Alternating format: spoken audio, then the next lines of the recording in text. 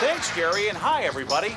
Welcome to the studio headquarters of Chicagoland's most watched, most talked about access television series. I'm Perry Williams, and this is the 603rd edition of Motorsports Unlimited. We're a little embarrassed to admit that we haven't taken you to Raceway Park in more than 4 years. That's right, folks. A viewer called and asked when we were planning to do a show from Raceway Park. We checked our records and couldn't believe how long it's been. Raceway Park is among our favorite racetracks.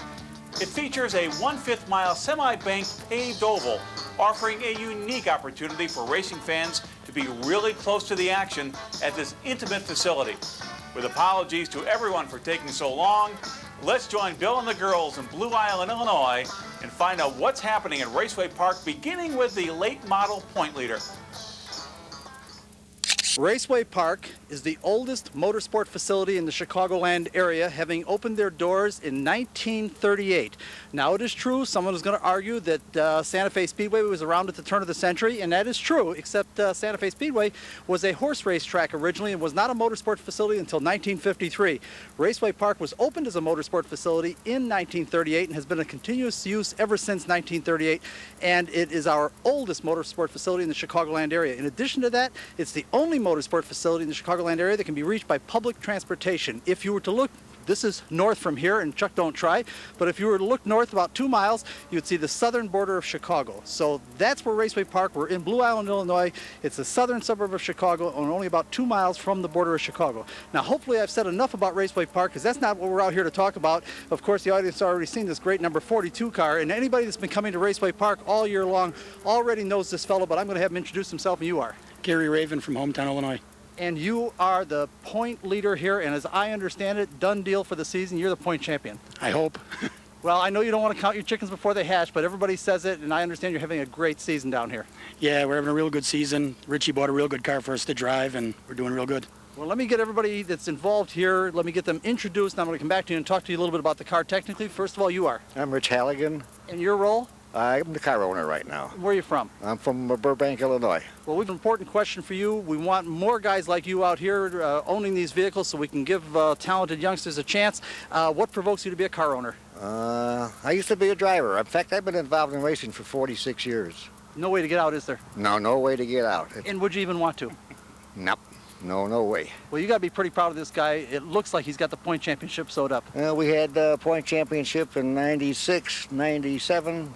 I had Bobby Dotter for a championship at one time down in Boswell, and we've done pretty well for ourselves. Well, congratulations. Now, don't run away. Yes, Susan? So what's his secret? Well, yeah, what is the secret? Well, one of our big secrets is we had Woody Church last year and the year before, and he gave us a hell of an insight on how to chassis this thing. Chassis is important, isn't it? It's everything. No question about it. Having a pretty good driver behind the wheel isn't a bad idea either. Well, the sponsor's a little bit better, but I'll send it for Gary, you know. Okay, don't go away. And you are? My name's Dave Couts. I'm from Bridgeview. And what's your role with the car? Mostly I do the tires, and then I do the graphics on it. I'm one of the sponsors. So you're an artist? Well, kind of, sort of. Okay.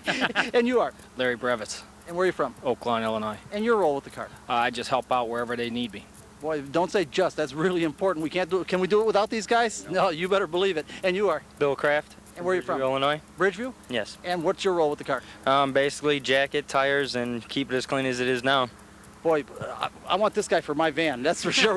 We want to keep our stuff clean. Anyhow, there's no question about it. It takes a whole team. I know the driver usually gets all the credit, and you'd probably be the first guy to say the driver shouldn't get all the credit. The team is really important. If it wasn't for them guys, we wouldn't be here every day of the year. You're exactly correct. Now, what I'd like you to do, Chuck, show the audience the car. Tell us about it. What have we got here? It's a 1994 Chevy Lumina. It's a left-hander chassis. It has a Joe Ryan engine. It's a 355 9-to-1. We're sponsored by D&E Graphics by Dave, A Reliable, Maxwell Street Depot, Rhino Linings, and Top Notch Auto Sales. Well, I'll tell you what, you've done your sponsors proud this year if you do wrap up this point championship, although it's not a done deal. I mean, you could crash and not complete another race this year, and then it wouldn't be over, would it? That's a bad word. Yeah, exactly. We don't want to talk about it. Now, I've got a big question to ask, and I'm going to be asking everybody this. If I remember, and Peggy, you're supposed to remind me. If I remember, I raced at Raceway Park many years ago, and I always gritted my teeth going to turn 3 because there was a sewer cover there, like a hole. They would literally take the steering wheel out of your hands if you didn't carefully approach it. And if sometimes in the heat of battle you couldn't carefully approach it. I understand the track's been repaved. How is it now? It's real fast. Bill from Bill's Paving, Williams Paving, did a real good job. He's one of our sponsors on the other car.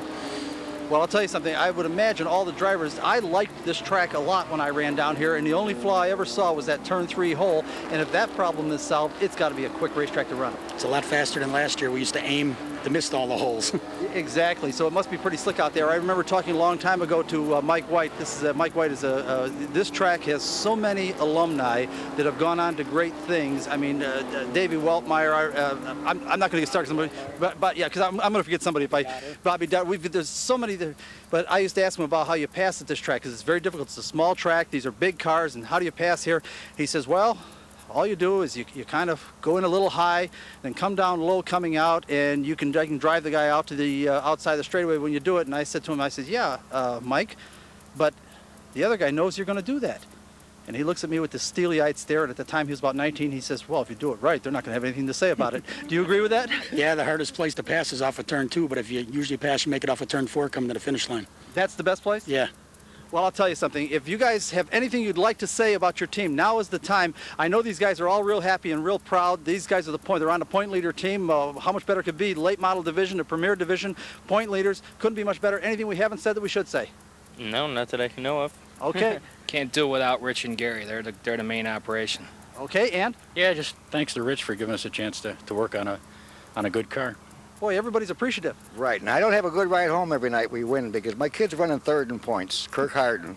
Oh, wait just a minute. You've got a youngster out here, and the point leader is not your youngster. No, the point leader is Kirk. I mean, we're the point leaders. Kirk's running at third, and every once in a while we got to do a little more than we want to do to get by him, so I get an uncomfortable ride home with the wife. I'm not even going to ask if you go easy on this, on what, son-in-law you say? My son. Son, did you go easy on him when you got to get by him? Yeah, so it keeps peace in the family. Well, yes. I also want to add, I like the way the corners are numbered.